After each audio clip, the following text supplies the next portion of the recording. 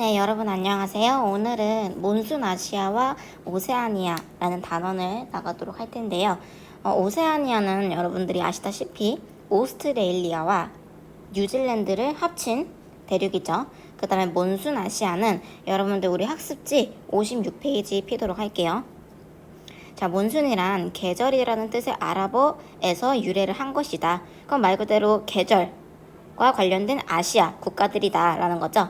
그래서 아시아 중에서도 몬순의 영향을 받는 대륙과 그다음에 오세아니아를 묶어서 나가도록 하겠습니다. 이 둘이 문화도 다르고 인종도 다른데 같이 묶여 있는 이유는요. 일단 물리적으로 다른 대륙에 비해서는 살짝 가깝고 그 다음에 경제적으로도 굉장히 협력을 많이 하는 국가들입니다. 그래서 묶여 있는 거고, 자 56페이지에 보면 여러분들 이 백지도 보이시죠? 자, 여기서 이제는요, 이제 내용적인 부분이 살짝 쉬워진 대신에 암기해야 될 양이 늘어난다고 얘기를 했어요. 자, 우리 이 백지도를 보고 이게 어떤 나라인지, 그 다음에 이 나라의 특징은 뭔지, 의식주는 뭔지, 그런 거에 관해서 이제 좀 더 세부적으로 파악을 해주셔야 되는데, 그래서 우리 이 학습지 지도를 보고 같이 채워 나가보도록 할게요. 선생님은 여기에다가 해볼게요. 자, 일단 여기에는 오세아니아가 없어요. 먼저 몬순아시아부터 합니다. 자, 몬순아시아는 크게 세 구역으로 나눌 수가 있다. 그래서 다른 색깔로 표현을 해보도록 할게요. 먼저 자, 이렇게 중국과 몽골을 묶어서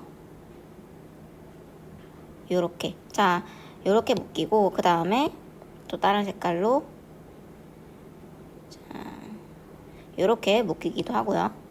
그 다음에 나머지들 이렇게 묶이기도 합니다.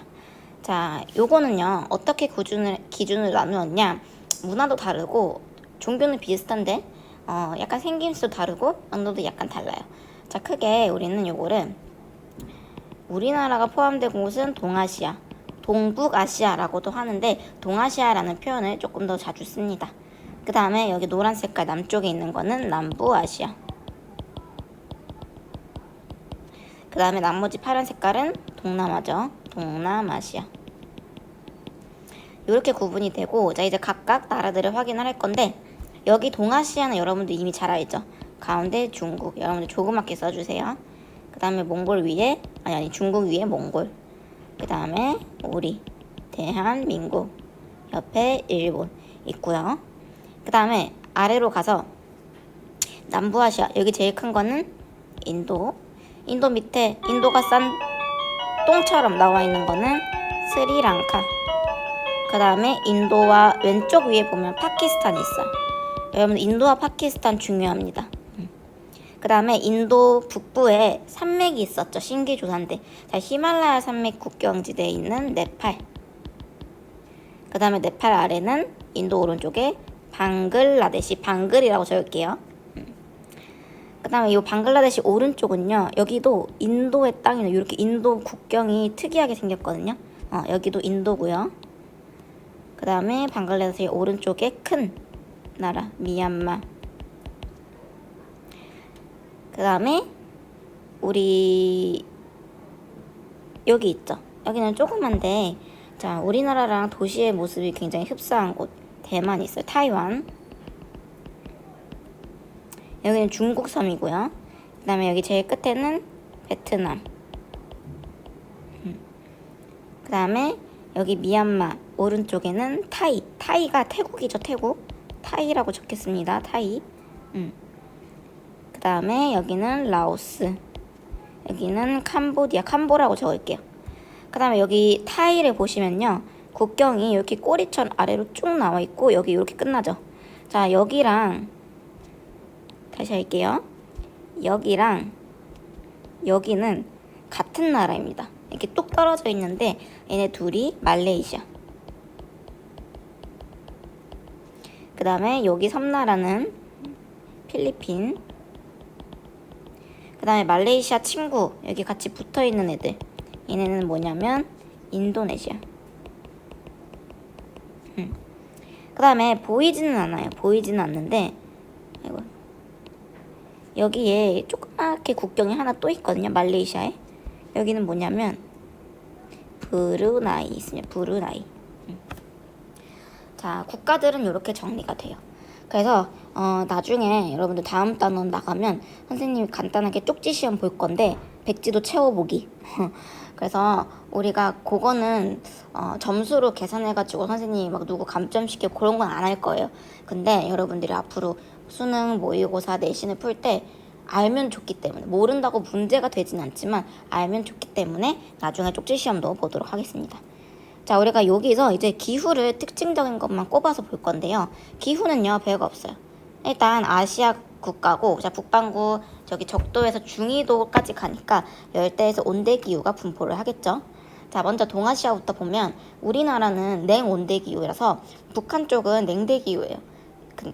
근데 특징적인 것만 뽑아서 보면, 자, 일본이랑 우리나라랑 여기 중국 요렇게는 뭐냐면 CFA입니다. 자, F는 뭐였죠? 연중 습연이다. 소문자 A는요, 최난월, 제일 뜨거운 기간이 22도 평균 기온 이상이다. 근데 중국은 워낙 국토가 넓기 때문에 위아래 오른쪽 왼쪽이 기후가 다 달라요. 자, 중국에서 이쪽은 북쪽과 이쪽은 CW더라. 여러분들 W가 뭐였죠? 똑같은 온대 기후인데 W는 윈터의 약자, 윈터 드라이. 자, 겨울철이 건조하다. 겨울 건조였습니다. 그럼 상대적으로 여름철은 수변하다라는 거죠. 자, 똑같이 CFA처럼 자, 여름철에 비가 되게 많이 오는데 CW는 여름철만 그렇게 비가 많이 오고 겨울철에는 살짝 건조하다라는 거예요. 자, 그 다음에 중국 내륙부터 몽골 라인을 연결시켜서 여기는 뭐다? BW, 사막이다. 타클라마칸, 고비 사막 이런 거 있었죠. 그 다음에 몽골 하면은 게르, 유목민은 사막이 아니라 어디? 풀이 살짝 자라는 스텝. 자, 그래서 사막 주변 스텝도 있었고요. 그 다음에 이제 우리 남쪽으로 가면은 여기 동남아시아는 대부분 열대 기후죠. 자, 인도네시아는 여기 적도 바로 그 위치에 분포를 하고 있기 때문에 AF는 뭐다? 열대 우림이다. 그 다음에 위로 조금 더 올라오면 얘네도 다 열대 우림이고요. 여기로 가면은 이제 AW가 나와요. 얘는 뭐야? 열대 기후인데 윈터 드라이다. 열대 기후와 온대 기후의 차이는 알죠? C는 온대 기후 최한월 겨울철 마이너스 3도에서 18도. 열대 기후는 최한월 겨울철도 18도 이상. 졸라 덥다. 뭐 이렇게 생각하면 된다고 했어요. 이렇게 우리가 기후를 특징적으로 뽑을 수가 있습니다. 자, 그럼 이제 본격적으로 몬순 아시아에서 몬순에 대해서 해보도록 할게요. 자, 몬순에서는 계절이다. 그럼 말 그대로 이 국가들은 전부 다 계절풍의 영향을 받는구나 라고 생각하면 되는 거죠. 자, 우리 이거 이미 1학기 때 자세하게 했었습니다. 그래서 그냥 짧게 간결하게 하도록 할게요. 여러분들은 56페이지 아래쪽에 이 그림을 보시면 됩니다. 자, 여름철에, 겨울철에 각각 계절별로 부는 바람이 다르다. 일단 먼저 바람은 어디에서 어디로 분다? 고기압에서 저기압으로 분다. 자, 저기압에서는 상승기류. 기압이 낮죠. 압력이 낮으니까 상승기류. 고기압은 압력이 강해. 하강기류였습니다. 그래서 이렇게 바람이 고기압에서 저기압으로 불고, 자, 상층에서는 저에서 고로. 근데 우리는 땅바닥에 살고 있으니까 이렇게 이해를 하면 되죠. 고기압에서 저기압으로 바람이 분다. 자, 여름철에 먼저 볼게요. 7월달 여름이죠. 자, 여름철에 우리가 계절풍을 확인을 하려면요, 항상 요거를 생각해야 돼. 사람들이 살고 있는 대륙과 해양이 있다. 인도양, 태평양. 여기도 마찬가지죠. 대륙과 해양이라는 단어가 나오면 일단 뭐를 생각해야 돼요? 수력분포, 비열을 생각을 해야 됩니다. 자, 비열, 온도를 1도 올리는데 필요한 열 에너지. 대륙과 해양 중에 어디가 더 비열이 컸나요? 해양이죠. 대륙보다 해양이 비열이 더 큽니다. 그 말인 즉슨 온도 변화가 누가 더 쉽다? 해양이 대륙보다 어렵고 대륙이 더 쉽다라는 거예요. 비열이 작으니까. 이해 가시죠? 그래서 자, 여름철에는 비열이 작은 대륙과 해양, 비열이 큰 해양이 있는데 둘 중에 누가 더 가열, 뜨거워질까요? 대륙이죠. 비열이 작으니까 온도 변화가 쉽다. 그래서 자, 여기 여러분들 필기하는 곳에 쓸게요. 자, 대륙은 상대적으로 굉장히 뜨겁다. 핫. 상대적으로 해양은 여름철이니까 나 따뜻하다. 웜. 이렇게 쓸게요. 자, 그러면 둘 중에 누가 고기압이고 누가 저기압일까요? 저기압은 상승기류고 고기압은 하강기류라고 했어요. 자, 뜨거운 공기는 가벼우니까 위로 올라가고 차가운 공기는 무거우니까 밑으로 내려가죠. 그러니까 당연히 대륙이 뭐다? 저기압이다. 뜨거우니까 올라가요. 상대적으로 해양은 덜 뜨겁기 때문에 고기압이 형성이 되고 바람이 어떻게 분다? 고기압에서 저기압으로 이렇게 분다. 그래서 남풍이 분다 라고 생각을 하시면 되고요. 그 다음에 반대로 겨울철에는요. 자, 대륙이랑 해양 중에 어디가 더 차가울까요? 겨울 냉각이니까 어디가? 대륙이죠. 비열이 작으니까 대륙. 상대적으로 해양은 따뜻합니다. 그래서 어디가 고기압이고 어디가 저기압이다? 이제는 반대로 차가운 대륙이 고기압이고 따뜻한 해양이 저기압이다. 그래서 바람이 북에서 시베리아에서 남쪽으로 차가운 바람이 이렇게 분다. 요거를 정리를 해보면요. 자, 위에 표를 채워보도록 할게요. 자, 대륙은 풍향이 어디에서 어디로? 해양에서 대륙으로. 반대로 겨울철에는 대륙에서 해양으로. 그 다음에 동서남북 방향을 따지면 남쪽에서 북으로 가기 때문에 우리는 시작하는 지점에서 불어오는 방향으로 바람의 이름을 땁니다. 자, 여름철에는 남풍 계열. 성격은 어때요? 바다에서 나오니까 다습. 여름철이니까 고온. 자, 겨울철에는 바람의 방향이 대륙에서 해양으로. 그러니까 북쪽에서 남쪽으로 오니까 북풍. 성격은 차갑고 건조합니다. 자, 여름철에는 특히 이 고온 다습한 해양에서 불어오는 몬순의 영향 때문에 아시아 국가들은 뭐가 발달했다? 작물 중에서 물을 제일 많이 필요로 하는 벼, 쌀 재배가 활발하다라는 거죠. 여기서 이제 뒤에 나오는 지형성 강수, 지형성 강설이라는 것은 비와 눈이죠. 자, 바람이 불어올 때 산지를 만나면 어떻게 된다? 산지를 타고 위 올라가면서 위에서 비를 내린다. 그래서 여름에는 지형성 강수, 겨울에는 지형이 있는 곳은 지형성 강설이 내린다 라고 정리를 하면 되는 겁니다. 여러분들 요거는 꼭 알고 계셔야 돼요. 네.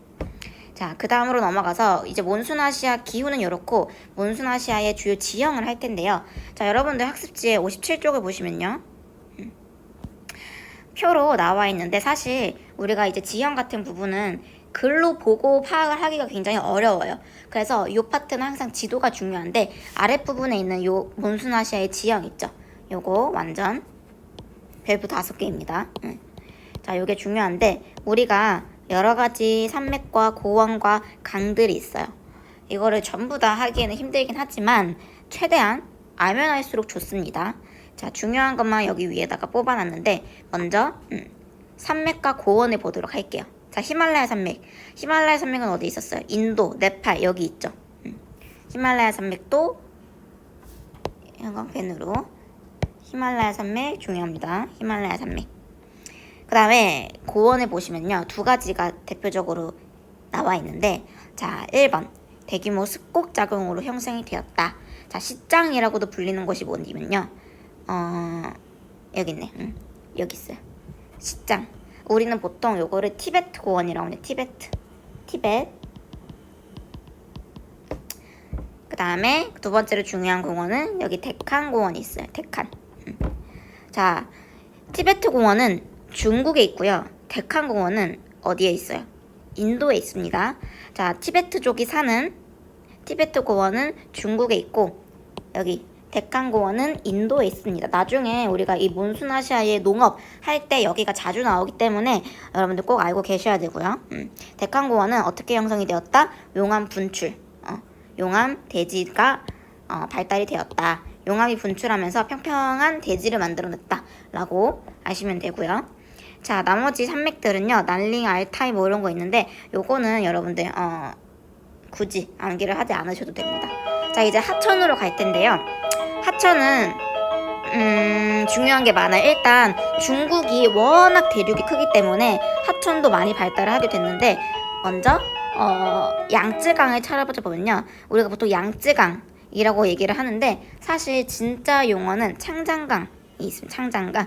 자세히 보면 여기 티베트 고원에서 발원해서 요렇게 흐르는 거 보이시죠? 창장강. 사실 이 장이 강이에요. 그래서 우리는 지금 창강강이라고 부르는 거나 마찬가지인데 이 창장이 뭐냐면 짱짱 긴 강이다 라는 뜻입니다. 굉장히 길다. 그래서 중국에서 가장 길고 세계에서 세 번째로 긴 강이다. 그렇고요. 두 번째로 황허강. 자, 황허강이 왜 중요하냐면 황허강은 상대적으로 위쪽에 있어요. 여기 베이징에. 요렇게. 얘는 세계 4대 고대 문명. 고대 문명 할 때 항상 황허 문명 나오기 때문에 중요한 놈이고, 자, 여기 보면요. 황투고원이라는 곳이 있어요. 황투고원. 황토가 많은 고원인데 여기서 발원을 했기 때문에 우리가 이제 동해 반대 여기가 황해잖아요. 노랗다. 황토를 많이 포함하고 있어서 황허강이라고 부르게 되고요. 자, 퇴적량이 굉장히 많은 강이다. 고대 문명의 발상지이다 라는 거. 세계 4대 고대 문명 발상지. 양쯔강, 창장강은 그냥 제일 길다. 자, 그 다음에 또 강 중에서 제일 중요한 게 뭐냐면 메콩강이 있어요. 메콩은 동남아시아 최대 규모의 하천이다. 그 다음에 계절풍의 영향으로 유랑변동이 크다. 삼각주와 충적평야가 있다. 그 다음에 상류에 뭘 건설시켰다? 요게 중요한 거죠. 댐을 건설하여 하류 국가와 분쟁이 심각하다. 여러분, 메콩강은 어디에 있냐면, 자, 여기 있습니다. 여기 길죠. 여기 메콩강. 자, 엄청나게 길고 국경을 가르지고 그러고 있어요. 자, 창자강이나 황허강 같은 경우에는 중국만 흐르고 있는데 메콩강 같은 경우에는 자, 저기 뭐 위에서 발원하여서 저 밑에 여러분들 여기 뭐 태국, 라오스, 캄보디아 다 일대를 통과하고 있다. 그래서 중요한 강입니다. 국제하천이에요. 그래서 우리 메콩강은 옆에다가 적어볼게요. 이거는 자, 모든 국가들을 통과한다. 국가들 여러 개를 통과를 한다. 이걸 우리가 국제하천이라고 불러요. 국제하천. 자, 국가들 간의 분쟁이 심각한 하천인데 이유는 이따가 사진을 보면서 설명을 하도록 하겠습니다. 자, 그 다음으로 이제 중요한 강 두 강이 남았는데 전부 다 인도에 있어요. 어디에 있느냐? 인도 하면 무슨 강? 겐지스를 떠올려야 되죠. 자, 겐지스 강은 여기에 이렇게 있습니다. 반대로 이제 인더스 강은 이렇게 흐르고요.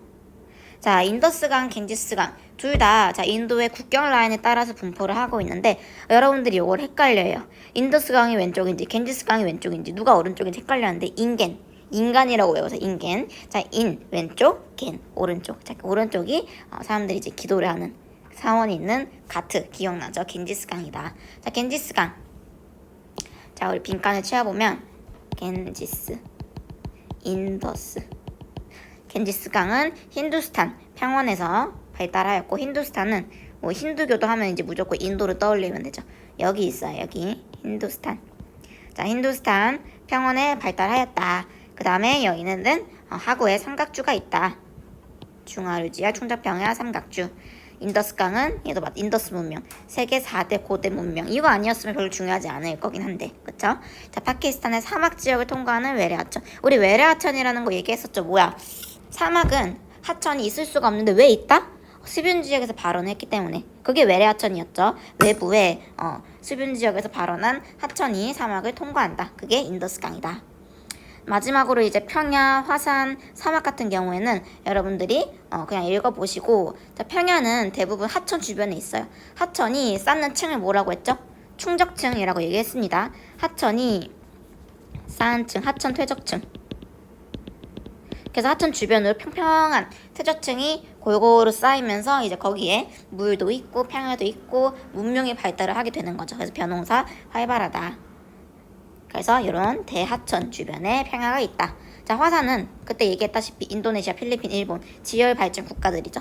얘네들이 화산이 많고, 사막도 지난번에 다 했었습니다. 타클라마칸. 사막도 중요한 거는 체크하고 가야죠. 타클라마칸, 고비 같이 중국 내륙에 있는 사막이고, 그 다음에 아열대 고압대의 영향으로 타르 사막이 있다. 그러면 이 타클라마칸이랑 고비는 왜 사막일까요? 대륙 요 안쪽에 내부에 위치를 하고 있기 때문에 사막이다. 인도 타르는 아열대 고압대, 연중 아열대 고압대에 있기 때문에 하강기류로 인해 강제적으로 사막이 될 수밖에 없다라고 얘기를 했습니다. 대륙 내부라는 것은 해안과 멀어서 수증기가 없기 때문에 타클라마칸, 고비가 생긴 거다라고 이해를 하시면 되죠. 그래서 지형 굉장히 중요해요. 네. 그래서 우리가 이제 나중에 더 이제 하면서 자연스럽게 여러분들이 이제 습득이 될 텐데, 국가별로 이제 지형 특징을 정리를 해보면, 일단 중국을 보시면요. 중국은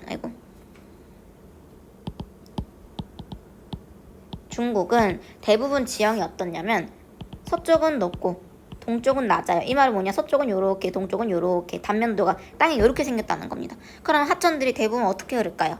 높은 곳에서 발원해서 해수면을 향해 흘러가니까 자, 서쪽에서 동쪽으로 하천이 주로 흐르겠죠. 그래서 황허강, 창장강, 주장강, 메콩강 다 요렇게 있는 거고요. 그 다음에 중국은요, 기후도 다양하고 자, 사막도 두 가지 있었고요. 그 다음에 사막과 온대기후 여러 기후들이 분포를 하고 있다는 점 라는 거 꼭 기억을 해주시고, 그 다음에 일본 같은 경우에는 여기서 큰 특징은 없는데 판과 판이 충돌하는 경계죠. 자, 일본 같은 경우에는 판의 경계다. 그래서 이 판은요, 아시아 대륙, 유라시아, 그 다음에 태평양판, 그 다음에 필리핀판, 요 세 가지가 한꺼번에 충돌을 하기 때문에 지진이나 화산이 굉장히 많이 발달한다는 점 확인을 할 수가 있습니다. 그 다음에 나머지 남부아시아 같은 경우에는 인도와 파키스탄, 스리랑카 쪽이죠. 얘네는요, 겐지스강 중하류, 힌두스탄 평원을 중심으로 충적평야가 굉장히 크게 발달했다라는 점. 힌두스탄 평원. 그 다음에 충적평야. 요런 거 특징적으로 기억해 주시면 되고, 나머지 얘네는 대부분 AF, 열대 우림 기후 지역이기 때문에 딱히 큰 특징은 없어요. 여기도 여기 판 경계 부분이기 때문에 화산도 많고 지진도 자주 일어나고 그거는 당연하고, 그 다음에 얘네는 약간 정치적으로 더 중요하기 때문에 지형은 여기까지만. 그래서 우리 새로 나온 단어들도 조금씩 있고 처음 보는 단어도 있고 우리가 익숙히 아는 것도 있고 정리를 하면서 나중에 복습할 때 다시 언급을 하도록 할게요. 자, 사진으로 이제 확인을 해보면 여기가 티베트 고원입니다. 사람들이 살고 있어요. 누구? 티베트 쪽. 그 다음에 데칸고원. 여기는 인도에 있는 고원인데 엄청나게 고도가 높다는 거 확인이 되죠. 그 다음에 이 고원에 사람들도 살고 있다. 자, 양쯔강으로 알고 있지만 실제로는 창장강이라고 부른다고 했죠. 아시아에 유일하게 돌고래가 살고 있는 강입니다. 돌고래는 바다에만 사는 거 아니고 강에도 살아요. 네. 그래서 이 양쯔강은 왜 양쯔강이냐면 이제 여기에 처음 온 서양인이 이 강은 무슨 강이냐고 중국인한테 물었는데 이 중국인이 거기 같이 있었던 그 곳에 다리가 하나 있었거든요. 창장강 위에. 이 이름이 양쯔대교였어요. 양쯔 다리. 그래서 이거를 물어보는 줄 알고 양쯔요 이랬더니 양쯔강이구나. 이게 정착이 된 거예요. 그래서 실제 원래 이름보다 잘못된 이름이 더 유명해진 강인데 여러분들은 양쯔, 창장 두 개 같다라는 거 꼭 기억을 해주시고요. 그 다음에 황허. 얘랑 너무 다르죠. 황토. 자, 황토고원에서 발원을 했기 때문에 황토가 많이 함유되어 있다. 그래서 이런 똥색. 사람들은 요만한데 광이 엄청나게 크죠. 세계에서 네 번째로 긴 강이었다. 그래서 중요합니다. 황허 문명. 그 다음에 메콩이 이건데, 자, 댐이 보이죠? 댐은 수력 발전을 위한 거다. 그래서 중국이 수력을 굉장히 많이 한다라는 거 저번에 확인했어요. 근데 여러분들 댐이라는 거는 인위적으로 물을 막는 거였어요. 자, 중국이 댐을 여기다가 설치를 하면은 이 밑에 있는 라오스, 베트남, 캄보디아, 태국 얘네들은 어떻게 될까요? 물이 안 오는 거야, 그죠? 댐을 설치하는 바람에 여기에 이제 수질도 나빠지고 유량이 갑자기 확 줄어들게 돼요. 그래서 중국이 메콩강을 개발을 하면서 이제 밑에 있는 애들이 난리가 난 거죠. 근데 미쳤냐? 우리 농사 다 망하고 물이 없다. 당장 댐 방류시켜라. 이런 식으로 국제적 분쟁이 나타나게 된 게 메콩강입니다. 그래서 국제하천이라고 얘기했죠. 중요하고요. 메콩강은 자, 이제 댐 건설로 인해서 상류 국가와 하류 국가 간 분쟁이 심각하다. 그래서 중국이 아예 항상 막고 있는 건 아니고 때때로 이제 방류를 하기는 해요. 근데 이제 댐을 지었다라는 것 자체가 이제 타류 국가들과 싸움이 나타나게 되는 거죠. 그래서 국제하천 분쟁의 대표적인 곳이다. 메콩강 댐으로 인해서 이제 하류 지방은 동남아시아 이제 벼농사지대 물이 굉장히 많이 필요로 한데 이렇게 꽁꽁 말라가지고 메콩강 때문에 그래서 엄청 쟁점이 되는 구간이기도 하고요. 자, 겐지스강은 여기 인도에 있으면은 이렇게 힌두스탄 평원 일대 겐지스, 겐 이렇게 외우라고 했죠. 그래서 우리 그때 가트 했어요. 힌두교가 믿는 기도하는 이 옷 벗고 샤워하러 준비하러 가는 곳 가트가 있고 여기서 이제 사람들이 목욕 샤워를 하는 거죠. 그래서 겐지스강, 인도하면 겐지스강. 그래서 우리 이렇게 큰 지도를 보고 이해를 꼭 잘 하셔야 됩니다. 그래서 오늘은 여기까지 하고요. 여기 기호랑 지형 파트는 나중에 복습을 할 때 다시 한번 자세히 짚어보도록 할게요. 네, 이상입니다.